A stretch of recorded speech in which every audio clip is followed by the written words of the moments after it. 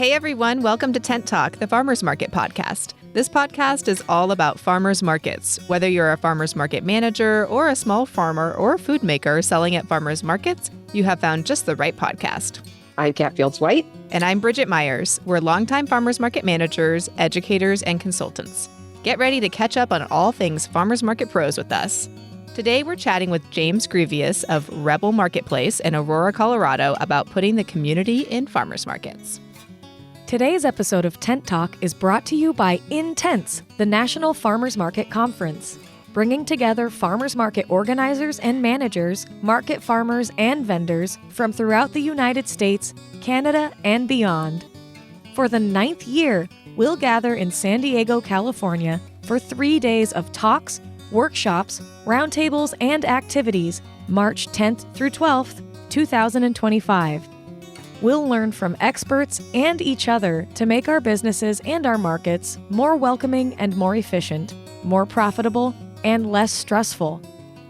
Early pre-order pricing ends this week, so save $100 on your 3-day all-access registration by reserving your seat today at farmersmarketpros.com. We can't wait to see you in San Diego. Okay, well, welcome, James. We wanted to catch up with you a little bit before we invite folks to listen to the Spotlight episode that they may or may not have heard before. Depends on the listener. We last talked to you in 2023. Rebel Marketplace was up and at 'em. You're teaching people how to grow things in the neighborhood and bring them to the market. What's new? What's new? How's the market going? The market is going okay. It's doing good. It's still alive and well. But we had some life lessons learned, right? I think we overextended and overthought our capacity. I don't know how you want to phrase it. We attempted this year to do a weekly market, to actually go from, I think when we talked last time, I think we were going into a bi-weekly market and moving locations at Del Mar Park. So we did all those things, and then we scaled up to a weekly market.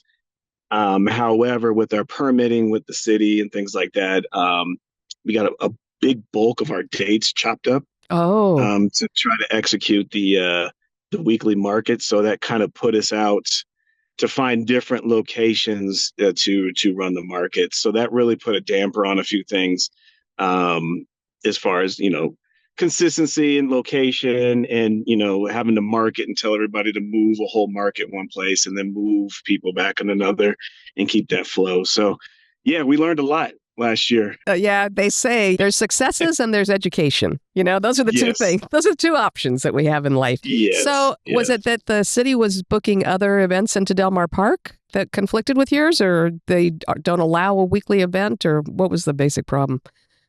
I think it was a couple things. I don't know. I'm sure they have their reasons and admin reasons and things like that. So a lot of it had to do with, staffing issues that they were saying, resources. We don't have enough, which obviously we don't pull resources from the city. But I don't know, to be quite honest with you, Kat. I don't know. I mean, they gave me reasons, but everything was able to be overcome without an issue. But it still ended up that way. Got it. Do you operate in the city of Denver or the city of Aurora? Yeah, we're in Aurora, operate in the city of Aurora. Gotcha. Yeah. So what are your alternatives? Do you have a different place that you can go and set up consistently for your next season? No. Yeah. So that's where I think we're kind of going back to the drawing board and figure out. And that's why I've named it Rebel Marketplace, right? Instead of like Aurora Farmers Market, right? We can kind of take this thing and be nomadic and rebellious, right? And be and kind of be wherever we want to be. So we're kind of relooking through the model. Right now, we set up a committee that we're going to try to execute on more of a steering committee basis to figure out how we want to operate this market. So we are looking at the blessing of last year of being not having a home allowed us to test different markets within the city. Right. So we were able to go and deal some partnerships with the Aurora Mall. So we hosted a market there last year, which turned out to be pretty well. So we are under an agreement with them for 4 markets at the Aurora Mall next year. So that's a bigger commercial space, more visibility, all of that. So that's something that we can leapfrog into. However, the cost for that space is just a lot more money. Right. So trying to do the community work at that location, the cost is kind of an area that we're playing around with. But definitely Del Mar is still home. So we're still trying to find a location where, or I guess when we say a model where we can leverage technology, leverage social media, and leverage our ability to move around the city to try to hit these pockets and to serve people. Kind of really maybe on a smaller scale, not so much of a broad, like you're like a big farmer's market where you got tons and tons of people. But how can we set up a market and maybe just target folks and serve them really, really well, maybe even on a smaller scale? I think maybe it's the model that we may have to look into. Yeah, it's tricky when you start moving If that because makes sense. yeah, it totally does. When you're moving around, definitely it becomes more challenging to keep people up to date so they know where to find you. There's a group in LA, Prosperity Right. Market, and they do that. They move from location to location, and it took them a while. They had some bumps at the beginning, but they seem to kind of have that down. So maybe we will entice you to come to the Intense conference and hook you all up and you could compare notes. Yeah, no, absolutely. Yeah, because right now, I mean, we still want to obviously serve the people, right, and actually bring food into this community. And right now, we're just using the tools that we have and the resources that we have. So if we don't have like 100% home, then okay, how can we still operate and still do what we need to do, regardless of the politics of the city or the cost of this location? Rebels make it happen. We love it. Yeah, absolutely. And thanks, guys, for the call. Great talking to you. I'll talk to you guys later. Thanks, James. All right. See you. Bye. See ya. We loved hearing about James' ongoing crash course in growing a farmer's market. Now, keep listening as Kat and Bridget and James chat about his rebellious mission to create neighborhood food security with a hyper-local farmer's market. This episode was recorded and originally broadcast in August 2023. It's a pleasure to share it with you again now. Welcome back to Tent Talk, everybody. Today we are chatting with James Grevious, whose backyard garden project led to launching the hyper-local Rebel Marketplace in his own Aurora, Colorado area neighborhood. Now he's growing vegetables and also community. Welcome to Tent Talk, James. Thank you, guys. Thank you for having me. We're excited to talk to you. It sounds like you're doing some really amazing stuff, but can you just kind of give us a little personal, professional background? Tell us what you were doing before you found your way into growing food and operating a market. Yeah, so everything I was doing prior to this has absolutely nothing to do with food or farmers markets. So, so I'm a 17-year Air Force veteran, so I'm a mechanic by trade. So I was working on helicopters and F-16s for the past 17 years. And before that, so in between that, I was an HVAC tech. I went to college. I have a business finance degree.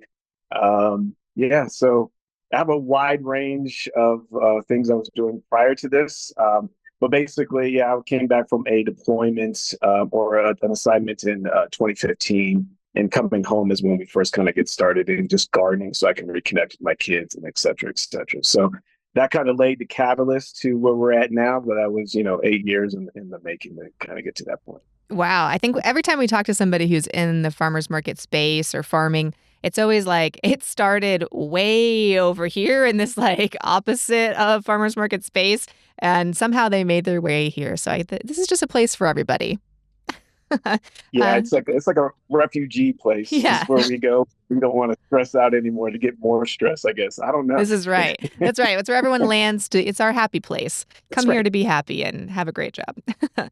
So was there a particular motivation or inspiration to start the Urban Farm Project? Maybe give us a little background on how that got started and how you found yourself specifically doing that. Yeah.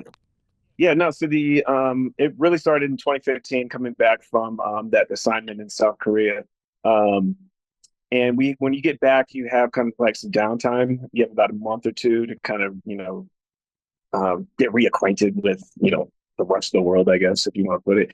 So I was looking at my kids. They were young at the time. We were just trying to find activities for them to do. But they were too young to do like the typical dude stuff, like, change tires and like change oil. So we just started growing food. It's like, let's just do a garden. So that kind of, rose from that. We did my nephews and a few other neighborhood kids that kind of do that project. And we did that for about 3 years and it kind of evolved from there. So as I got older, we just started teaching business principles. And that's kind of how we went into the market. Awesome.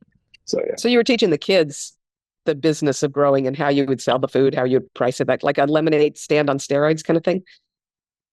Yeah, that was later down the road. So initially it was lemonade on steroids. But yeah, initially it was basically just teaching the kids how to grow food, Just on every other weekends, they would come by and we would just eat vegetables and plant food, things like that, just activities.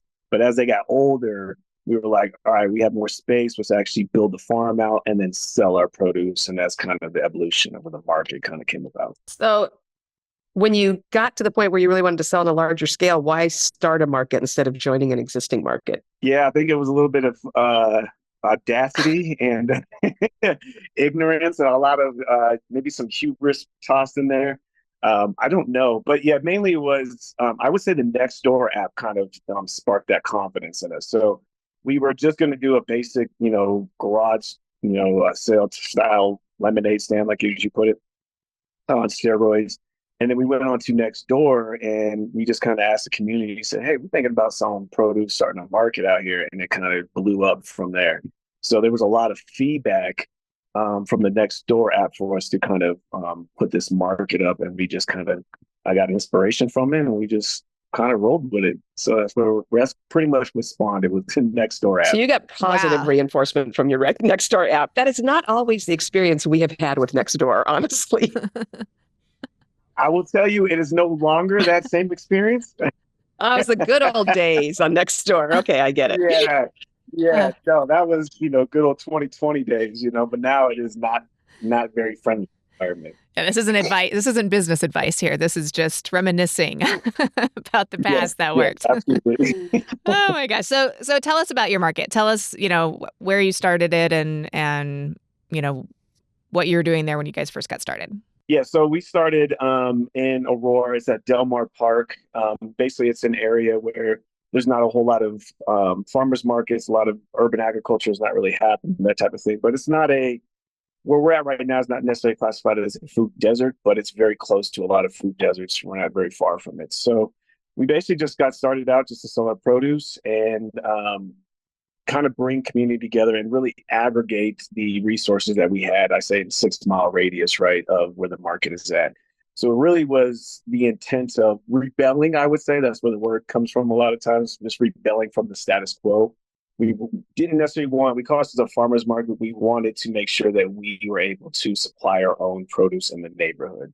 So we didn't want to necessarily call farmers from the western slope of Colorado to come and truck the food in. We wanted to see if we can aggregate our own growing production capacity and bring it to the market. Wow. So is it all just hyper local, like really neighborhood farmers that are at your market? You don't have any other farmers from outside the area? No. Yeah. So mainly it's all urban agriculture. So urban farming type backyard farmers. So we have right now about 6. So we make enough to kind of represent maybe one large farmer that comes into the area, but it's very local garden produce, which sometimes is a little bit different from the traditional farmers also. So we can kind of specialize on crops. So you'll see some things that necessarily you won't see that a larger scale farmer will produce. But at the same time, we suffer because we don't always have the scale on the volume that the bigger farmers. So there's a trade-off there for sure. This is really fascinating to me because we've had conversations, I think actually at our conference, a year or two ago when it was virtual, about the idea that having 100-mile limit that can limit folks sometimes because especially the farmers of color that didn't have the money to have the land closer to the cities earlier, and so they've gone to kind of outlying areas to get more affordable land, that it was more equitable to stretch your limits and make it a 200-mile market or something like that. But this is a really interesting completely opposite way to make it equitable by giving those small urban farmers really close to you a way in.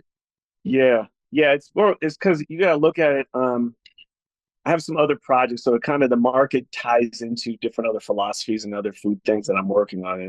We won't get into that in this podcast, of course. But if you think about like the pandemic and things, obviously distance is an issue, right? So especially with higher gas prices, inflation, all of those things now, even now our farmers that are further out are, the prices are rising because input costs are rising, et cetera, et cetera. So kind of going local and having a place where we don't have to travel that far and we can kind of help support those local farmers that don't have all those overheads and things like that. We're hoping to be able to bring lower cost produce, those type of things into the community. So philosophical, economic kind of debate that I'm dealing with, but that's kind of the idea of why we're doing it that way. Well, and of course, you're really cramping down that carbon footprint too, which is great. I mean, the farmers that are coming from 50 miles away, you're talking about a lot of fuel and, pollution from the methane and stuff from driving. It's great that getting it that local is really a good climate change approach. Yeah. And then again, like, God forbid we run into another pandemic. When everything's closed down, it's like this market can now convert itself into a hyper-local food distribution outlet, right? Where we actually intentionally developed and incubated urban farmers. Yeah, that's amazing. So tell us what Rebel Marketplace looks like right now. Is it year-round? Is it seasonal? You have to let our listeners know what days and times, and then maybe how many vendors you have there on an average Saturday. Yeah, so right now what it looks like, so we're going into our 4th year, and this is kind of the year we kind of expanded and grew it. So we're just a seasonal market. We are just operating on the 1st and 3rd Saturdays of every month. And that, again, that's a limitation with our growing capacity because we're backyard farmers. As of now, we've grown and we average about 30 vendors at the market. And before the prior markets, we were at about 15 to 20. So we expanded in that aspect. And yeah, so that's what it kind of looks like as of now, if that answers your question. Are you out of space? I noticed that your online application is closed. You're not taking applications now. Do you don't have enough room to expand, or are you just feeling like the customer count doesn't justify splitting the sales between more farmers and vendors, or what's your theory on that? Yeah, all of the above. Plus it's so it's everything, right? Plus this at the same time is we close it because it does take a lot of time to process new vendors, all that stuff throughout the season. So we do have our good vendors that are there. And I do just take drop-ins, right? So people reach out, via social media or through the website. I just take drop-ins and say, if I have space available, I just, email them and say, hey, come on. And those are usually free of charge or very discounted. Mainly, I just don't want to process all that stuff and send invoices and whatnot. So, all right, keep it simple. So, but yeah, I think the part of the growing pain too is the people count. So I'm really trying to try new things to obviously program this new market, program this area that's traditionally underserved in these markets. So not adding a whole lot of new vendors where we can't support it with the customers is definitely an area of consideration. Yeah, that's always kind of a teeter-totter thing we say, especially when we're starting a new market. That first couple of years is always, you don't want to let in, you want more vendors because that increases critical mass, tends to bring more shoppers, but you've got to kind of keep balancing that so you're not adding vendors faster than your starting shoppers. Otherwise, then the vendors are thriving.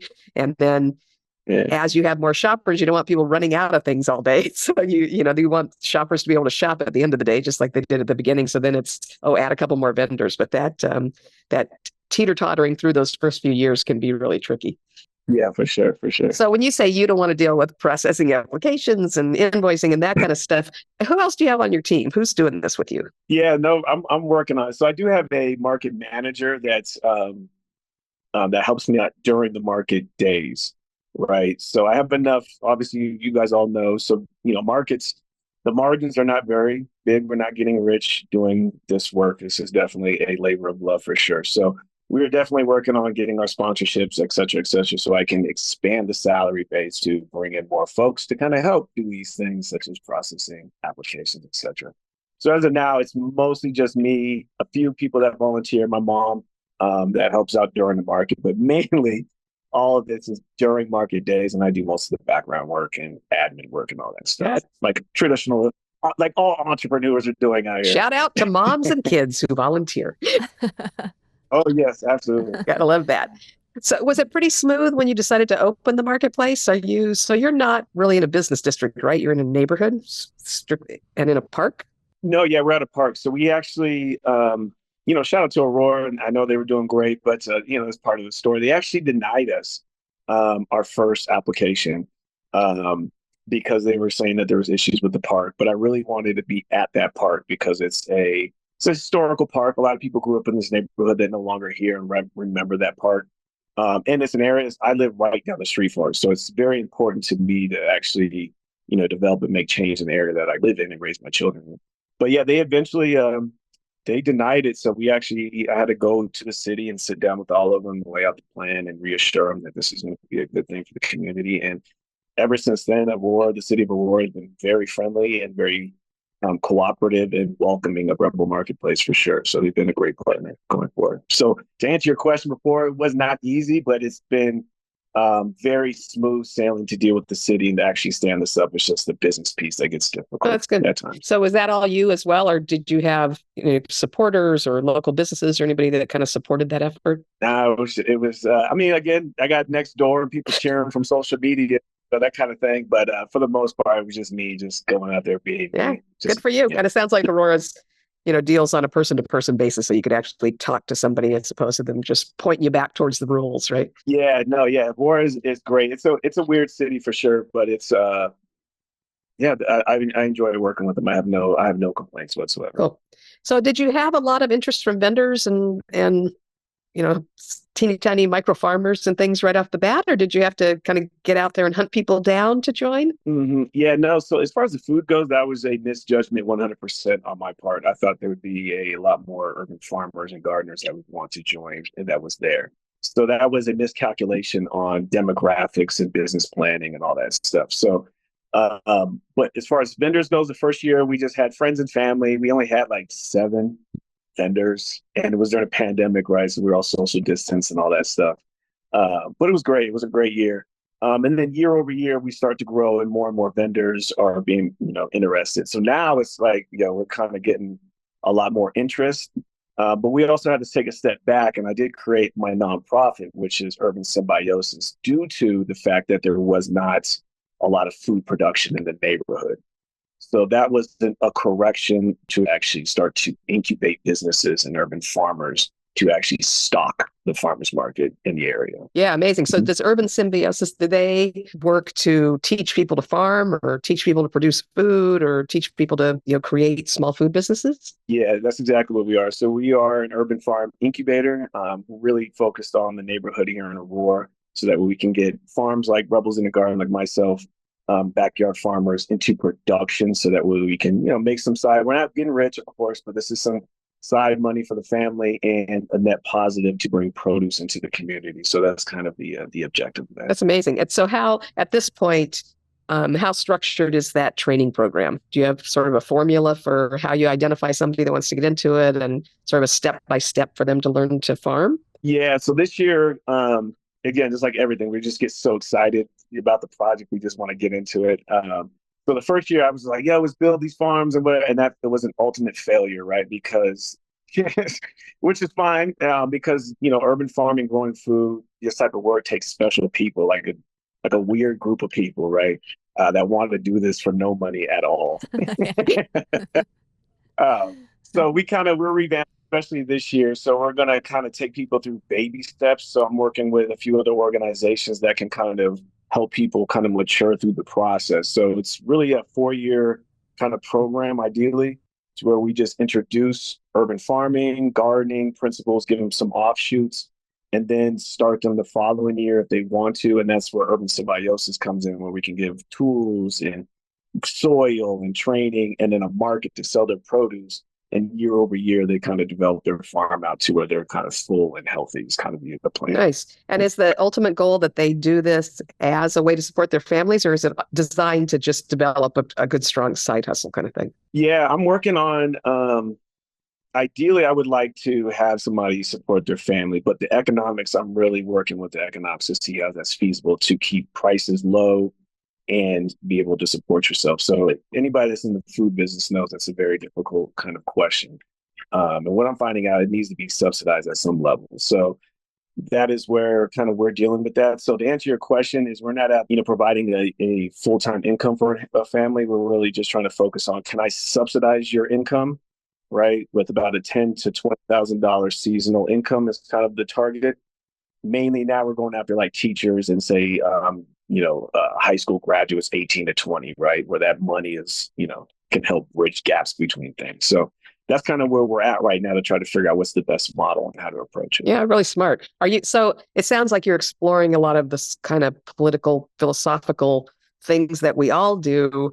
How are you finding the balance between when you say you want to keep the food prices low, but of course you want to provide income to these urban farmers?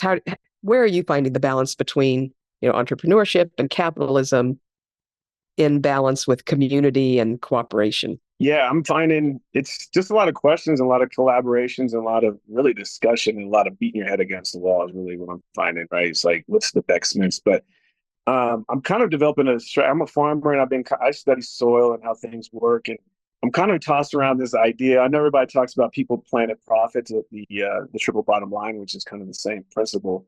But if you look at any plant that like photosynthesizes, right, it still operates in its own self-interest. It doesn't care about any other plant, right? But at the same time, when it takes in its carbon, it only uses 30% of that carbon. So it doesn't hoard it, doesn't do whatever, right? And it dumps the rest into the soil. So, for example, is we can still be capitalists, we can still operate in our own self-interest, but if we remove that greed piece, that storing up of I just need to have this, the scarcity mindset, and I can release excess, profits and et cetera, into the community, we all can kind of benefit and kind of grow together and be healthy. So that's kind of the model I'm toying around with, of how does that can manifest itself in the real world. But that's kind of what I'm chewing on right now. Yeah, it's amazing, and I love how you couch it in terms of plants. That's a great way to explain it to people in our group.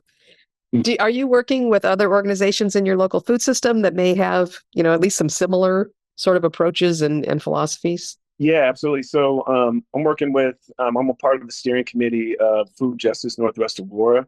So it's just kind of a conglomerate of different organizations, community gardens, day labor centers, policymakers, things like that, to try to program this area, because the area we are in does have, I believe, 6 food deserts. It's one of the most diverse neighborhoods in the country. We have a lot of refugees and a lot of immigrants coming into this area, and a lot of displaced families. So this is definitely a high needs area, and we're working together with them to kind of program this area to be a urban farming agricultural hub. So yeah, definitely one of them for sure. Yeah, that's amazing. I know that in some areas across the US, there are actually regulations against growing food in urban areas. You're probably familiar with Ron in LA and stuff. And do you have that? Are you running up against that and needing to change those kind of policies, or is it pretty open in Aurora? It's pretty, as of right now, it's pretty open in Aurora, and we just sat on a state legislation committee, or however it's called, and we did get HOA rules to allow us to grow food in the front yard. So it's now a state law. It will be signed in state law. I think we already did, to allow people within reason, of course, to start growing in their front yard. So it's kind of reverse of the Ron Finley thing, and Ron Finley is one of the major reasons why I did get into urban farming, because this is his style, his attitude, what he was going, it's like right up my alley. Yeah, he's incredible. Yeah. So no, as far as that goes, no. But if it does, I really do welcome that fight, to be quite honest with you. It'd be a righteous cause, 100%, because, say I have a mortgage on my house, I have every right to be able to provide subsistence and have sovereignty over that land that is underneath my house. So anybody who wants to come and tell me to rip out this yard, I'm definitely going on the war path, and we will have some issues for sure. That's great. Yeah, I mean, we need more people fighting that fight, because it's crazy and silly and obviously affected by some lobbyists that are trying to control agriculture, and they're putting a fight into it behind the scenes. We need to stay alert to that. It sounds like you're doing a good job of that. Do you know Beverly Grant at Mo Better Green? I know she's in a different part of Colorado, pretty close to where you are, I think. Yeah. Beverly Grant is the matriarch of urban agriculture out here in Denver, Colorado. So yeah, we do a lot of work with Beverly, and we're, like you said, offline. We're working on some collaborative efforts to kind of build a schoolhouse. Just kind of what it ties in before, to actually start building more Black and brown farmers into the system, so that we can participate in the urban agriculture economy, which I believe is going to be growing and expanding here pretty soon. Yeah, that's awesome. That's that's no farmers, no farmers markets. So it's to all of our benefit to really figure out some ways to promote growing, especially hyper local small farmers, and keep them going, as we see so many people retiring from that. So in addition to building farmers, though, I think you do a lot to build other kinds of small businesses, food makers and such. I noticed that one of your community partners is the Rocky Mountain Microfinance Institute. Mm-hmm. Did they help you get started, and are you working with them to help other businesses in your area get started? Yeah, both. I went through their program just to kind of refine Rebel Marketplace, and to kind of just lock in with the community, get some mentorship, et cetera. So they're a great program, and they're really focused on um, businesses of color, and getting them, supported and get them funded and things like that. So it is a great organization. And we did some collaborations this year to help, obviously the market, to sponsor them and sponsor the market, and then bring some of the entrepreneurs to their program into the farmers market, at no cost. So yeah, definitely they helped me through their program, and we're just trying to expand that out to assist other entrepreneurs.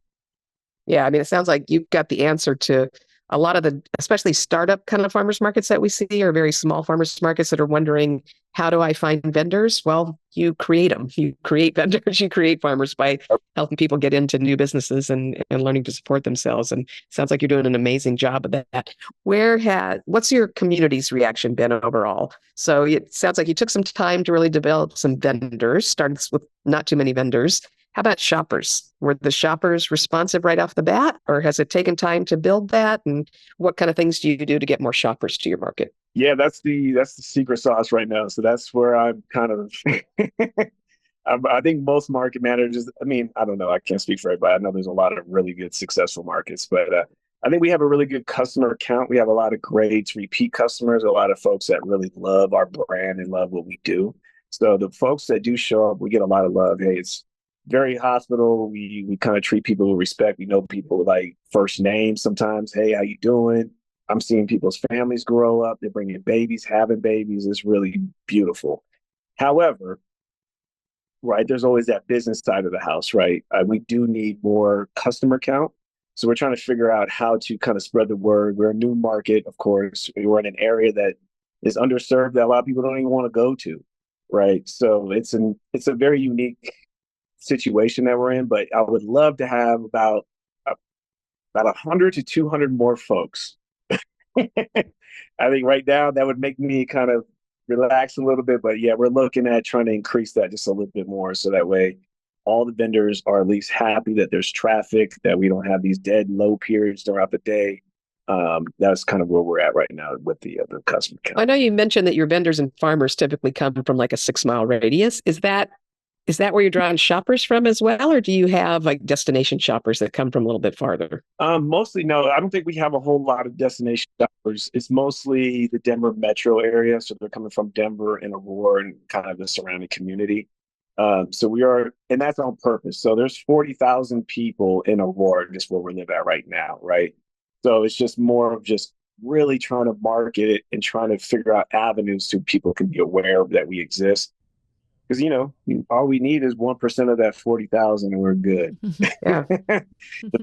People in this area to really kind of make this market thrive. It's just trying to figure out how to get them aware that we exist. Yeah, we've seen some really interesting programs for that. I know we just talked to another group that's working on ways to find sponsors that will provide market money to neighbors of a growing market. And that way, they originally said, oh, we're going to give this money to the farmers to pay their space rent. But space rent is not the biggest expense for a farmer in doing a farmer's market by any means. But taking that same money and giving it to the shoppers in the form of market money, that gets them out to the market. It gets them building the habit of shopping at the market. And of course, it puts that money in the farmers and vendors' pockets. So that can be a nice way to do it.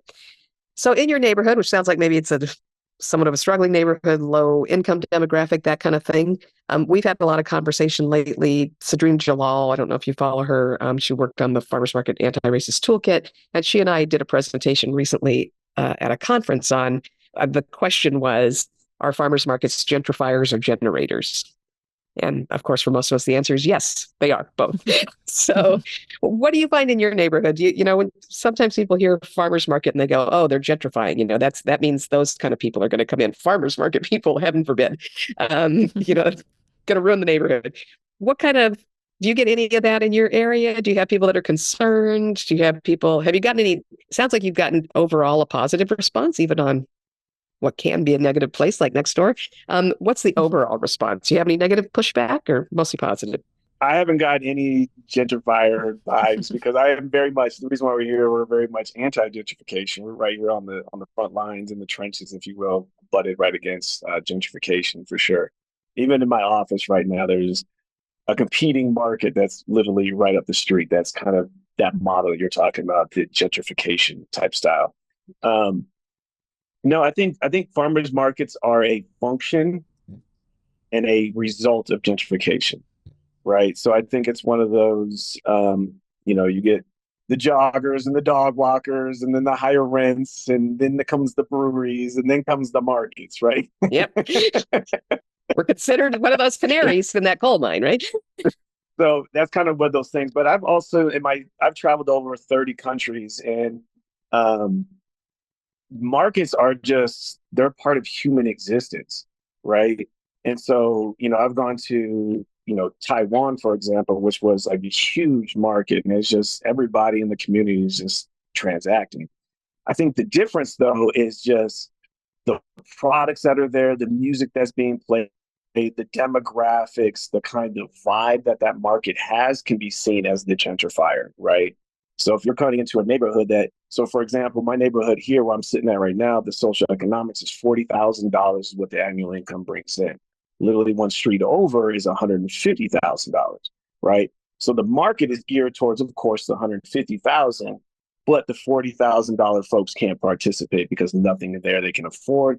The music they don't vibe with, the folks they don't vibe with, that kind of thing. So it's just all on who your demographic is and who you're serving is if you're going to be determined if you're a gentrifier or not, in my opinion. Yeah, just knowing your community and playing to that. We've gotten over the years a lot more conscious that it's important to be a farmer's market, but maybe it's even more important to be a community market and really understand who your folks are, who the legacy residents are, even if you're coming into a new neighborhood that's kind of shifting, to make sure that you lock into those folks that have been there for a long time and fill their needs.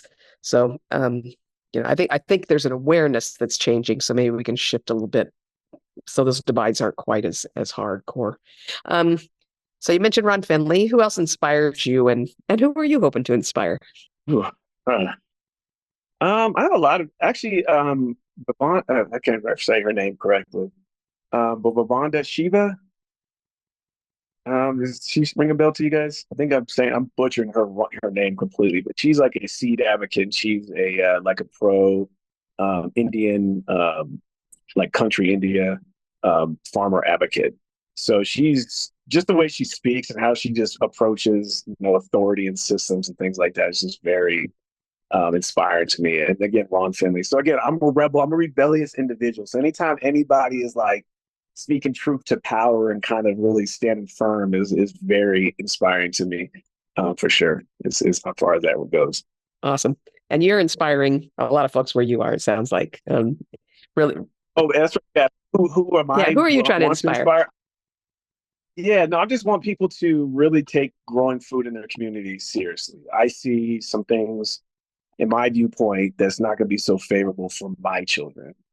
So I really just want to kind of leave and plant some seeds, point intended, for other folks to kind of take on the mantle when I'm gone, right? To actually, stay sovereign, to grow in ground, to grow for community, those sorts of things. So that's wherever that is, I don't know, but that's kind of my intent and hope. Hopeful for us too that we have people like you working at it. Yeah. Sounds like you're working on making very meaningful change and doing the work to get that done. I'm definitely going to take that photosynthesis analogy and print that on the back of a shirt and wear that around my market. I love it.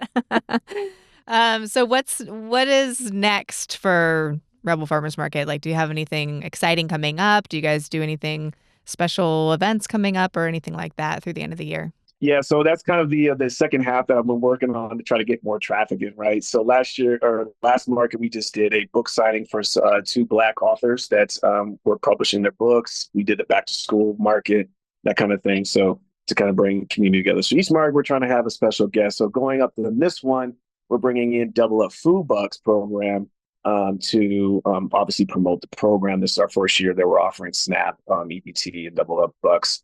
So we're running that program with some yoga and cooking demonstration, those kind of programs we kind of put in. And then we're doing a health market in September. And then I haven't figured out, we got two more markets in between there that I still have to figure out how to program. And then, of course, our last market in the season, we do a big, thank God this is kind of over party.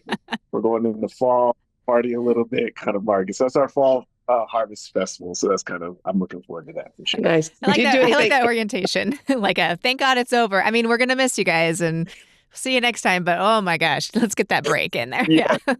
Exactly. That's good. Let's have one last thing out before we go to the winter, and I'll see you in like 4 months. Say it how it is. Do you do any kind of bridge events? Do you do a holiday thing at all to bridge between the seasons? I'm working on it. So again, every year we're just trying to expand my capacity and what we can offer. So where I'm sitting in right now, this is where the nonprofits and things can work together. So I'm in my nonprofit space. So over the winter time, I'm trying to offer the vendors some opportunities to run some classes, probably do a holiday market. I'm trying to run the online market to try and get that dialed in. So really trying to keep the brand alive during the wintertime and keep these vendors, some revenue going in their optics still with the community. So we're trying to work on that for sure to add on this year. And this is a full-time gig for you now, right? Between Urban Symbiosis and Rebel Marketplace, you don't have a day job anymore. Are you still in the military? No. As of last year. So I got out in what year is this? 2020. It's a blur. Yeah. 2023. So I got out in January of 2022 and just struggled on entrepreneurship all last year. And then I just put myself on salary in March of this year. So as far as a traditional 9-to-5, thank the Lord, I do not have one as of now, but I'm still aware that it's chasing me. So this is what I'm doing full time, running the market, farming, running my nonprofit is kind of all of my jobs at this point. Yeah, good for you. I mean, a lot of different things going on, but obviously all under that one umbrella of good food and helping people stay stable and feeding your kids, right? Yep, absolutely. Great. Anything we didn't ask you, James, that we should have? Other than how are you guys doing? That's a nice question. We're doing pretty good. Nice. We're just getting into heavy duty conference planning for next March. In fact, I will send you the request for proposal. It sounds like you might be a fun speaker to have with us in San Diego in March. So we're doing that. Bridget's actually taken over kind of the woman on the street role, and she's doing more of the farmers markets that we operate in San Diego. We've got a brand new market in kind of a different neighborhood south of us that we're working on. And lots going on. We're good. Overall, we're good. Keep him busy. I like it. That's good. Hey, well, thanks for being with us today. It's really been a pleasure to hear about all the projects you've got going on and the good work you're doing, and keep it up. Urban farming is absolutely, I think, the answer to our future as those older farmers retire and the developers move in on the land. Getting those gardens and those fruits and vegetables grown in the city is where it's at. Yep. Well, thanks for having me, and I appreciate this opportunity and the platform to speak my stuff on. Great. I appreciate Love it. Thank you. We'll talk to you soon, hopefully. Thanks, James. All right. Thanks, guys. Appreciate it. Thanks for listening today. And remember, this is the last week to save $100 on your all-access pass to the 9th annual Intense the Farmers Market Conference, the national gathering of market managers and participants from throughout the U.S. and Canada. Meet us in San Diego, California, March 10th through 12th, 2025, for 3 days of education, activities, and networking. Go to farmersmarketpros.com and register today to save. Thanks for listening to Tent Talk today. Please leave us a review on your podcast app or wherever you listen to Tent Talk. Let us and others know how you're enjoying the podcast. Be sure to subscribe so you don't miss the next episode of Tent Talk. Connect with fellow Farmers Market folks in our private Facebook group, the Farmers Market Pros Community, and follow us on Instagram at Farmers Market Pros. Find online education and other resources at farmersmarketpros.com. Tent Talk is brought to you by Farmers Market Pros, where passion meets profit. Tent Talk is hosted by Kat Fields White and Bridget Myers and produced by Leandra Hayes, with original music by David Mead. Tune in next week for another great episode.